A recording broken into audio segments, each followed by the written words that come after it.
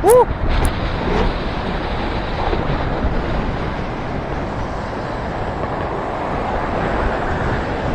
Yun, what's up sa inyong lahat mga kapwa ko newbie. Isang panibagong araw na naman. At ngayong araw babiyahe tayo papuntang Binangonan. Yun, doon tayo mamamasyal ngayon at subukan nating umahon doon.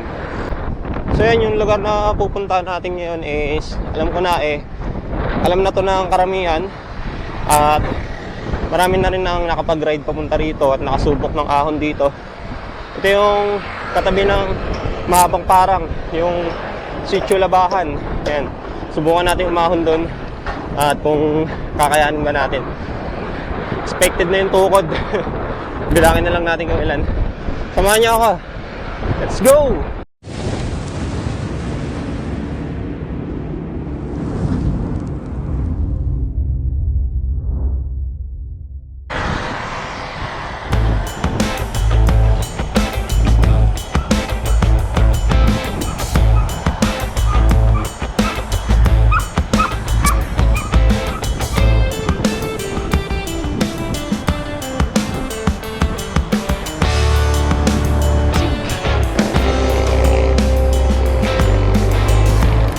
Natandaan ko pa yung huling biyahe ko dito, kasama ko si Boss Joey.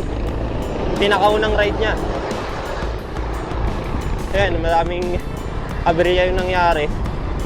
Pwede nyo silipin yan, nandiyan din sa aking YouTube channel. Panoorin nyo yung mga pinagkagawa namin yan ni Boss Joey noong unang ride namin na magkasama. Yun naman papuntang Mahabang Parang. Wait lang. Ayan, tama pa naman dinadaanan natin. So yun, hindi naman masama yung panahon ngayon. Wala namang badyang uulan. Medyo maulat lang talaga. Pero tingin ko hindi naman nauulan to. Sana lang. Hindi ko makita sa Google Map yung pinakaruta ng Sitio Labahan. Bali yung entrance lang niya yung nakikita ko sa Google Map. Pero once naman na marating na natin yun, madali na lang naman na siguro makita yung daan. Magtanong-tanong na lang tayo kapag hindi talaga natin sigurado. Solo ride lang tayo ngayon dahil nga syempre hindi naman pare-pareho yung schedule. Hindi pare-pareho yung schedule natin dun sa ibang membro ng Team Langka.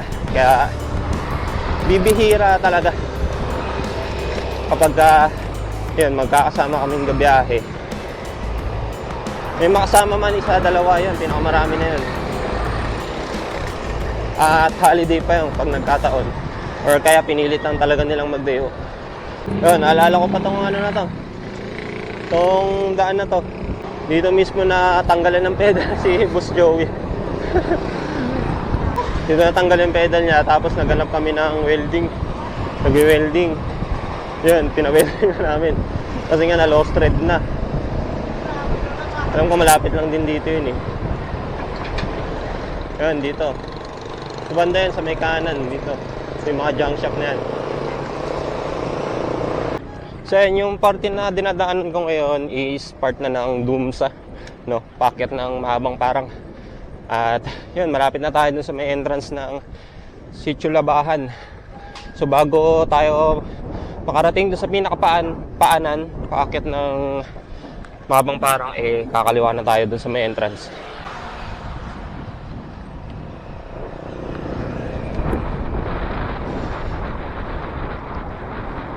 Ayun patikim na ahon Banayad lang naman. Sarap pagmasdan ng mga kambundukan dito. Green na green.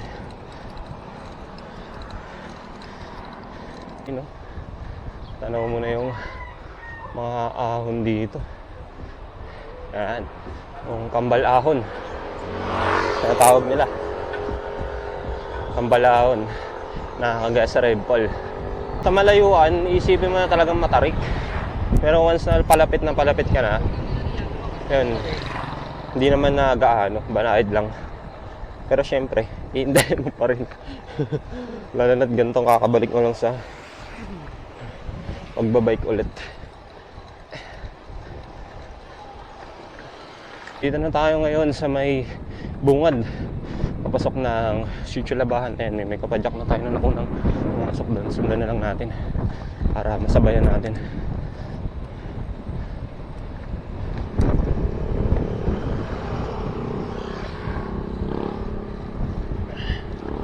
Yun, medyo trail talaga yung bungad dito.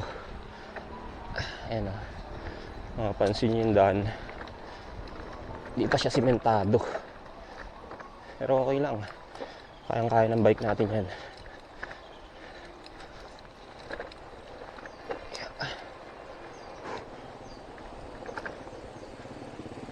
Ano to? Mabuhay, may puso, Eco Park. So may Eco Park din pala malapit dito. Sa Google Map, halos wala pa siya. Hindi pa siya kita. Hindi na rin nakapagtataka kasi nga medyo liblib ba yung lugar. Hindi mo rin kabisado, boss. Kabisado mo yung daan dito, boss? Sumusunod na ako sa'yo, boss eh.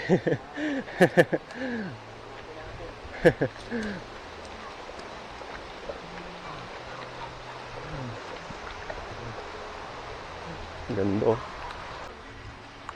Yan, may nakasabay tayo rito. Si Kuya. Si Kuyang naka-mountain bike. Lalaki ng bato. Ano? Bundok dito sa kanan to. So yan, yung sikat na tulay na madalas ko nakikita sa Facebook. Ito na, nasa harap na natin yan. Maya-maya lang tatawirin natin yan. Tingnan muna natin tong magandang ilog na to. Ilog ba, sapa? Basta, yun na. Hindi ko na alam kung ano yung pagkakaiba. Basta maganda siya. Yeah.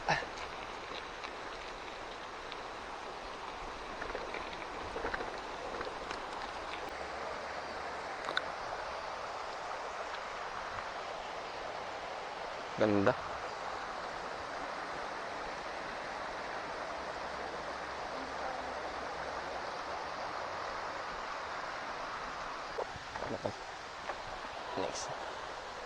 Next.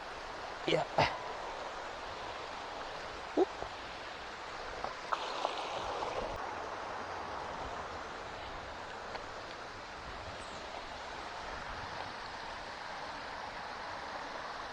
So yan, sumay trip lang muna tayo dito sa napakagandang sapa na to. Dahil syempre hindi natin palalampasin yung mga gandong klase ng view, no? Tsaka mga no, tanawin, no? Tingnan nyo naman. Napakaganda. So sa taas ko yung tulay. Ayan yung sikat na pinopost ng mga kapadyak natin sa Facebook. Andun, ayun. Ewan ko lang kung kita rito. Ayan, medyo natatakpan pa ng mga puno. Pero ayan, sa may taas na yan, yung tulay na. No? At aawin na natin yan. Yan na tayo mag-uumpisang umahon. So yun, medyo mabato pa. At hindi pa talaga simentado yung daan paakyat. Kaya tukod tayo rito. Hindi natin kaya itong padyakan. Malalaki yung bato. Ang ganda, may ano dun ah. Mini falls.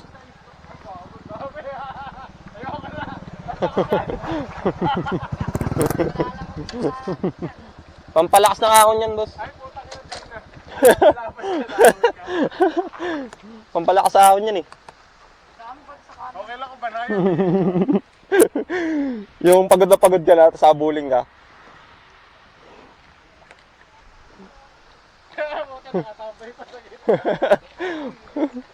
May checkpoint.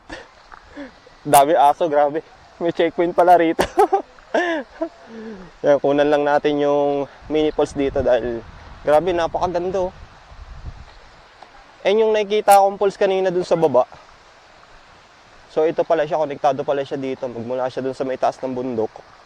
Ayan, pababa siya rito.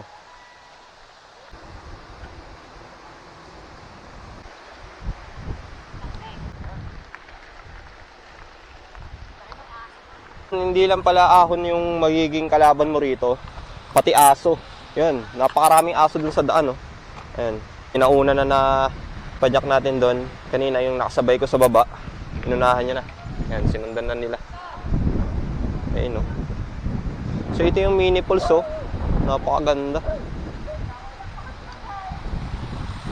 Then, ito yung tulay. Ayan. So, may daan doon sa may taas. Hindi ko alam kung saan yung labas mo. Pero, tingin ko mukhang private property yun. Kaya, dito talaga yung nagiging main road papunta rito sa daan na to. Ayan. So, after natin makakit dun sa taas, papunta dun sa kabila is mahabang parang na yun. Then, pababa uli. Pabalik ng Binangonan.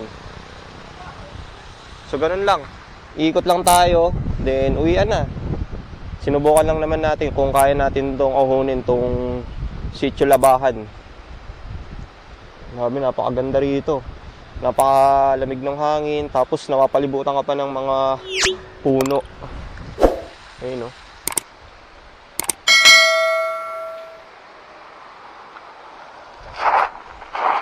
So tara, tayo naman. Ahunin na rin natin yan. Sana hindi tayo kapusin. Pahiin natin pag di kaya.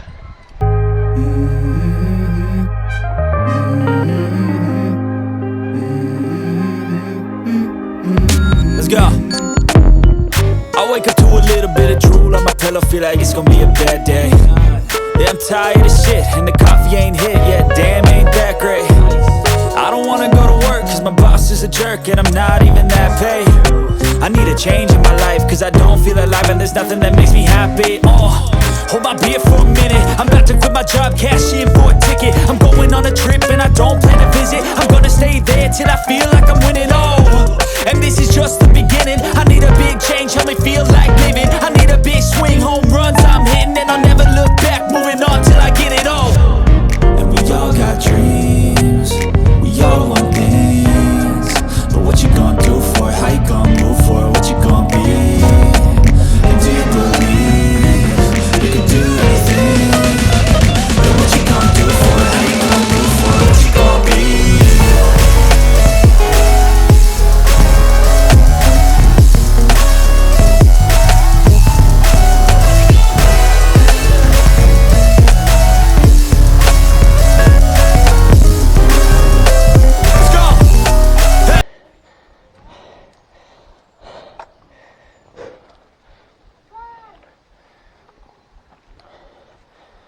Soft drinks nga, boss.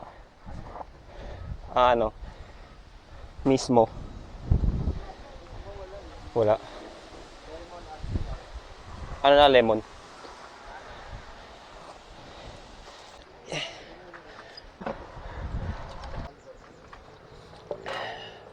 Ayun, at pahinga lang ng konti.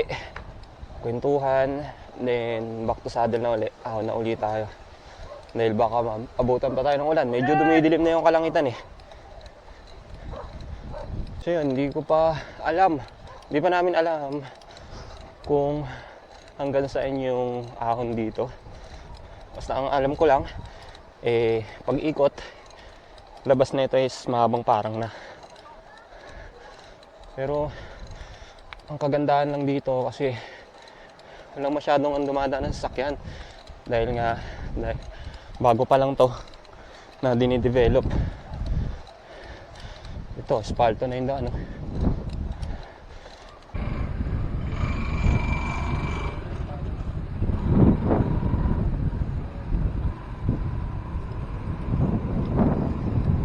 At hindi rin madali yung ahon dito dahil tawag dito, ahon lusong yung naging daan ko. At ang mahirap doon kasi pataas siya, hindi siya diretso. Kaya ang ahon, di ba? So yun, at pahinga muna saglit. Dahil grabe yung ahon dito. Swerte na lang tayo kasi hindi nga masyadong mainit. At yun, makulimlim lang yung panahon. Kaya yun, hindi masakit sa balat. At swabe lang na umahon. Yun nga lang talaga, medyo hingal tayo kasi nga yun, wala na tayong ensayo. Ngayon na lang ulit tayo makapag-bike eh. Sayang, wala tayong kasama. Hindi natin nakasama si tropa. Pero susunod, baka sakali makasama na siya, no? Pagka Umakan ulit tayo rito kasama si Boss Joey. So yun, tuloy na natin ulit tong biyahe na to. Yan. Sundan lang natin tong daan na to. At bahala na kung saan tayo lalabas, no? Enjoy na lang muna natin.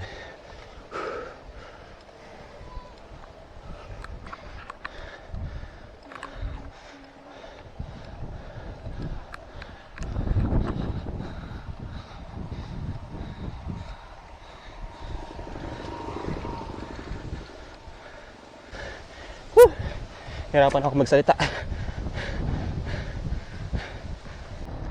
Time check tayo, 9:53 AM.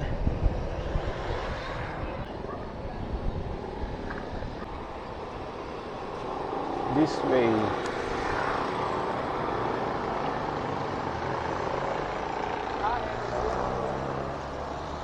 Pagmamahabang parang ka, pre. Ito. Ayan, no? Oo. Kaya kung mag-andi ko, dito na ako. Dito ka na, boss. Saan ka na? Kaliwa ka. Ayan, pabalikan doon sa mahabang parang. Diyan na nga yun. Ito na yung dinadaanan natin. Pag kumanang ka dyan. Mahabang parang. Dito, pandi ko ulit. Dito ka na. Paalam mo, boss. Eric. Thank you, boss. Thank you. Ingat. Eric. Ayan. Yun, si Boss Eric. Yung nakasabay natin, no?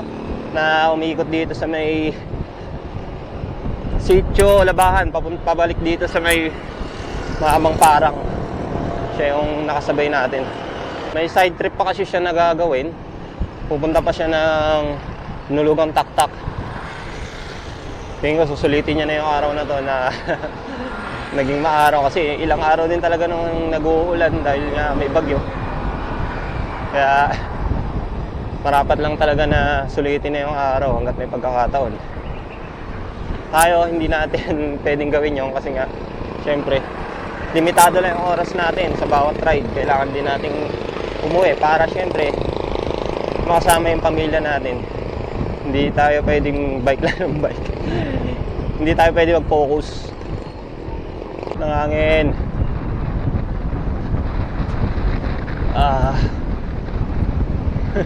Grabe.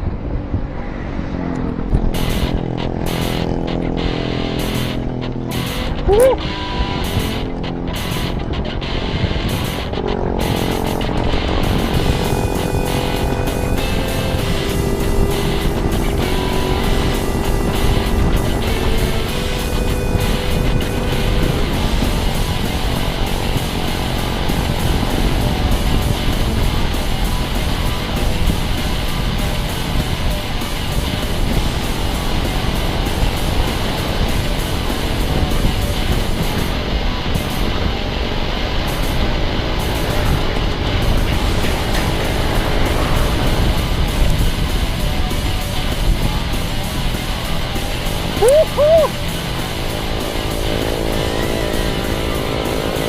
Grabe.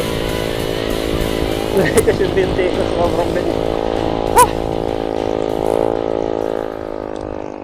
Okay. So yun na. Dito na tayo ngayon sa may Dunsa Viewpoint. At dito tayo mag-relax saglit. Siyempre, kuha na rin ng konting video. At after nun, sibat na. Uwian na. Yeah. Diba?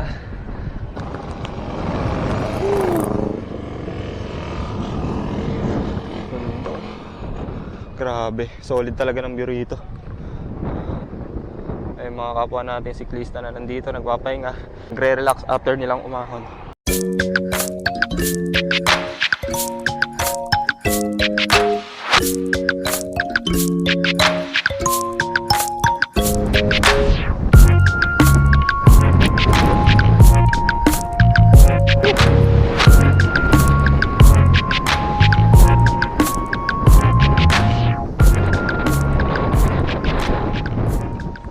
Yun, at bago pa malobat tong camera ko, mag-shoutout na muna ako, syempre, So syempre shoutout doon sa nakasabay ko kanina kay Boss Eric na yun, pumayag na videohan ako saglit doon sa may ahon kanina. Yun, malaking shoutout sa inyo sir, at ingat lagi sa ride.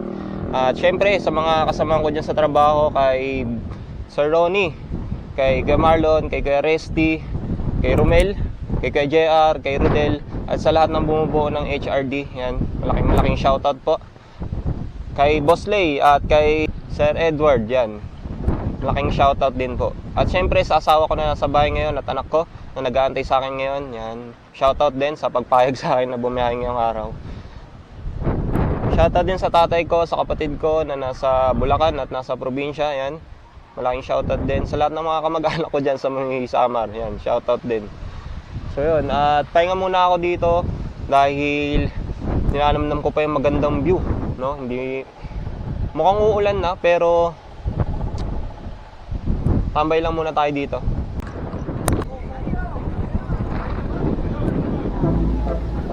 Bye! Woohoo!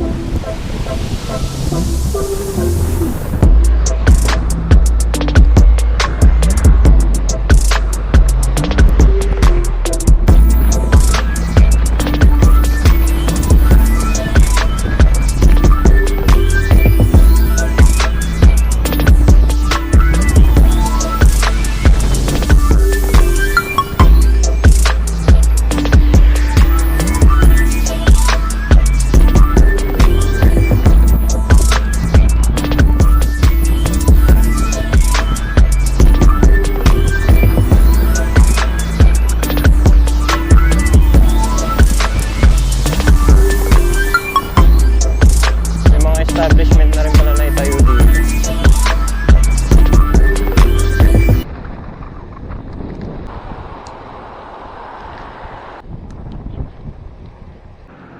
So yun, no? Ito yun. Kaninang dinaanan natin papasok dito sa may Sitio Labahan. Ayun, ayun yung arko niya. Ang ono. Hindi pala binangunan, ang ono. Ayun, no? Ah, grabing init ng rotor ko. Aray, paso ko. Init. Grabing init.